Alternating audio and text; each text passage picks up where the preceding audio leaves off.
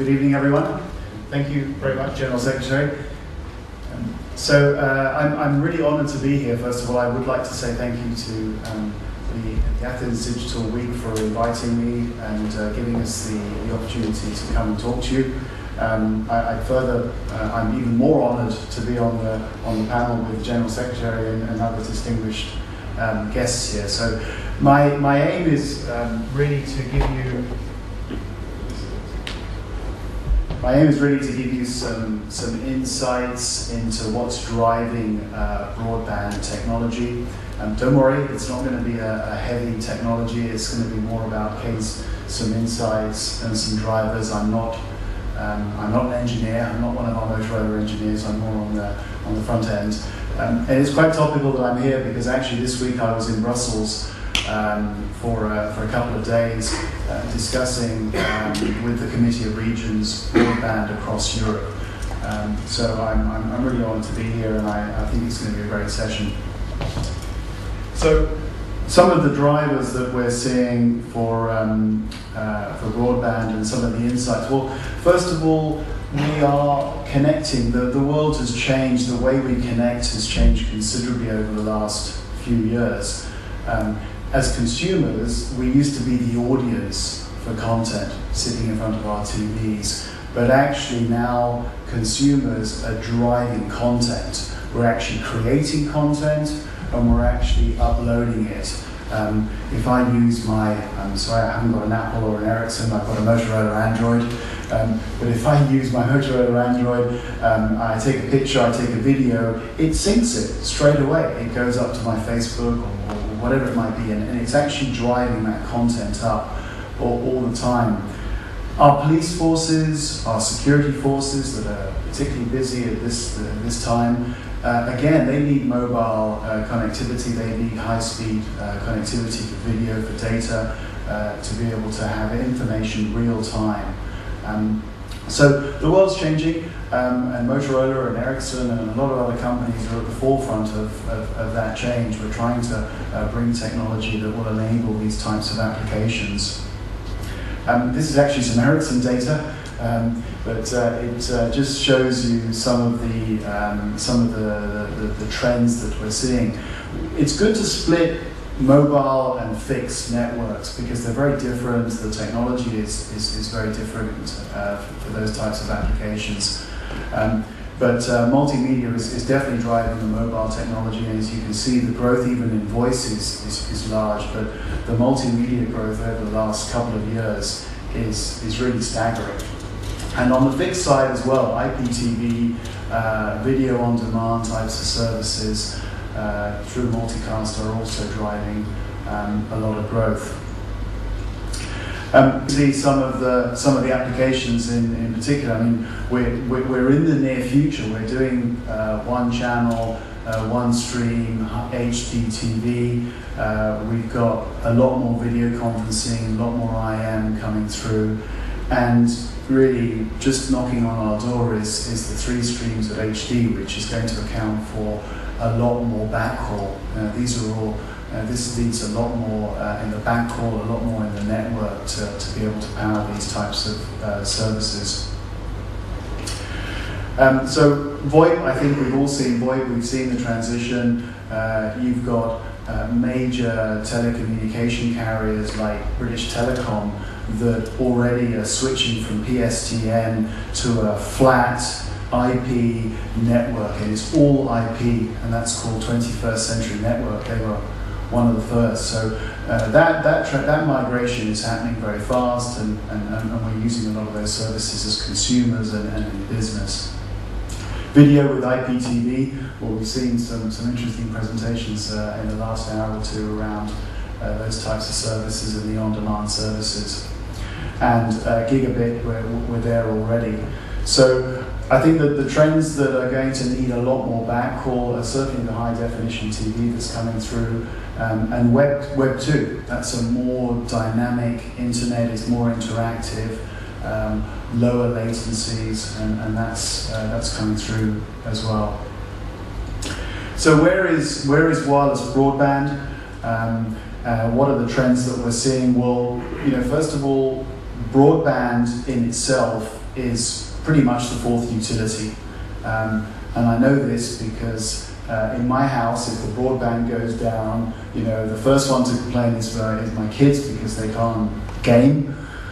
My wife then complains because she can't get on and do what she wants to do, and then I get home and I've got no internet, I can't sync up, and I go nuts. So, broadband is like water, it's like electricity. If we don't have it, it really is, you miss it. So with that, we've seen that also wireless products are maturing considerably. I've been in the business for 6 or 7 years. I remember the discussions we used to have about wireless. Is it safe? I prefer a wire. That we've gone beyond that. The levels of security in wireless, the speeds are very good. The products have really matured. And that's led us to see that actually networks are wired and wireless, and it's complementary. It's not about one or the other. We have to utilize the systems that we have. We have to utilize the copper networks, and we can overlay wireless in certain areas where the business case drives it. And we're seeing mobility, the increased mobility as consumers, again, as in work, our public safety organizations. So this is leading to what we call next generation wireless networks. High speeds, speeds of over 100 megabits, 10, 20, 30, 40 megabits to the user in cities, on the fringes of cities, and especially in rural areas where the density of users is low. So I promised you a few case studies. I've tried to pick some to really sort of show what's happening in other countries, in other regions. This one in Nova Scotia I use quite a bit. I've talked about this one in Greece before. It's a good example because Nova Scotia is on the eastern side of Canada. It's a very rugged, it's quite a harsh environment. It's a lot of green, a lot of trees, a lot of open area, very, very sparse population. And in fact, 22% of that population didn't have any access to internet. So through funding, a project was designed by the local government. They defined rural broadband, specifically in this case, as a 2 meg service. So remember, this is an area where they had no meg. So 2 meg up and down, symmetrical service, which is quite interesting. And that was really driven by an operator who was a cable operator called Seaside Communications. So they had their own infrastructure, but they wanted to extend that out to the grid. So they put a wireless overlay on the cable network, built 200-300 towers for the wireless base stations, backhaul, and actually put that network into operation in under a year. And it's been quite a successful. So it's a good example of really where you're using some existing infrastructure, overlaying wireless to get out into rural sparse areas and connect those sort of 100,000 dwellings. This is a close one to where I live in England. So as you can see, we're moving east, we're sort of coming into Europe now. And the Shetland Islands are you've got lots of islands, you've got far more than we have in England, so this is a good island example. The application here was to connect a couple of schools and to interconnect the municipality with 2 or 3 schools. The problem is sort of 15 kilometers of water, which, for those of you who understand RF know that, going over water is not always easy. There are solutions out there, point-to-point solutions in the licensed, in the unlicensed band, and in this case we installed a unlicensed solution delivering 30-40 megabits over that water. What's interesting about this one is if you have a look at the availability, and that link is up 99.999% of the year, and it's delivering voice, video, and data to the schools. So just to give you an idea of, you can engineer these links to good speeds and availabilities. This one is even closer. This is actually one of our biggest networks it is our biggest network in Europe. It's our second or third biggest network in the world. And I chose this one because actually this started with some USA funding. There was a small funding pot I can't remember, I think it was under €1 million. And the original project was to connect all the schools.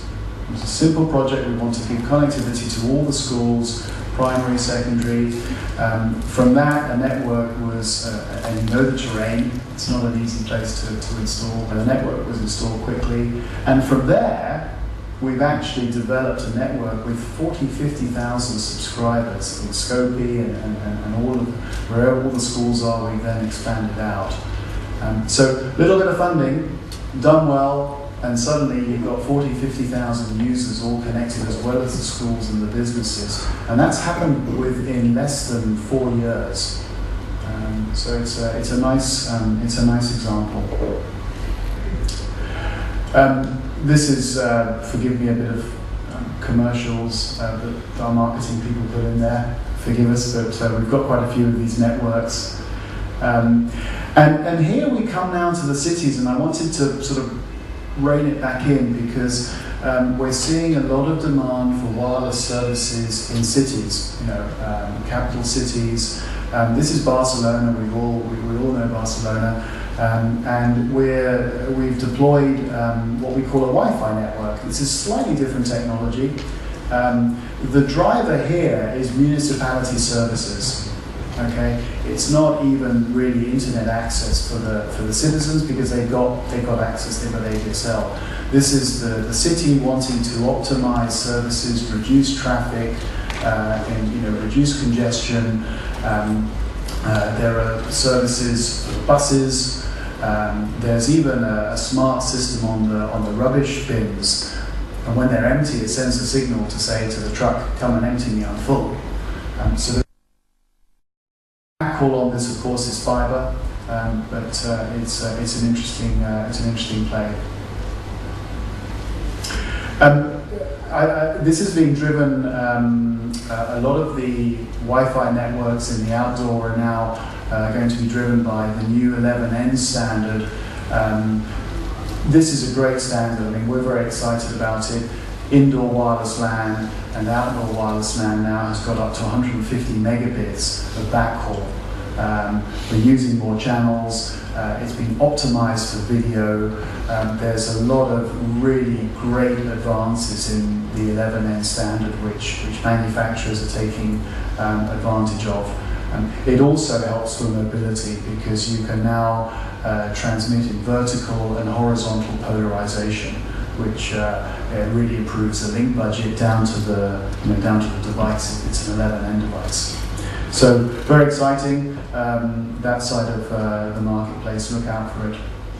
This is a few numbers just to show you the growth in wireless LAN, indoor and outdoor. It's projected up to half a 500 million devices, and that's a projection by Gartner this year. So these are some of the applications that we're seeing in our cities. Video surveillance, again, cities have got crime, we have a crime hotspot area. If you've got a wireless camera in, you can put it in very quickly, you can target that crime. As the crime moves, you can move the cameras. Also, onboard video imaging from police cars, metropolitan police, municipality police. The workforce, lots of people who are outside collecting rubbish, managing the traffic systems. Again, they're taking out private mobile computers, which are really an extension of the LAN, and that's possible with the 11N technology and monitoring and control. So sorry, this was the only other second slide on Motorola. I don't want to stand here and say that wireless is the be-all or end-all. It's not. It's one piece. It's one piece of the solution. It's a complementary piece. But it's also quite involved in WiMAX and in wired solutions as well as as well as the wireless ones. All very good to have these systems, but you need to be able to manage them, and you need good network management, design, deploy, and we can do that as well through our tools. And finally, just a few comments on analysts around wireless and where Motorola are in this space. You probably know us more for our cell phones and our Tetra radios, but actually we're very strong in the wireless broadband business. We've got a lot of networks. In Greece, there's quite a bit of canopy already. If you go down to the harbour, you'll see the mesh installed. So we've been here for a few years as well. And I think that's pretty much the end of the presentation.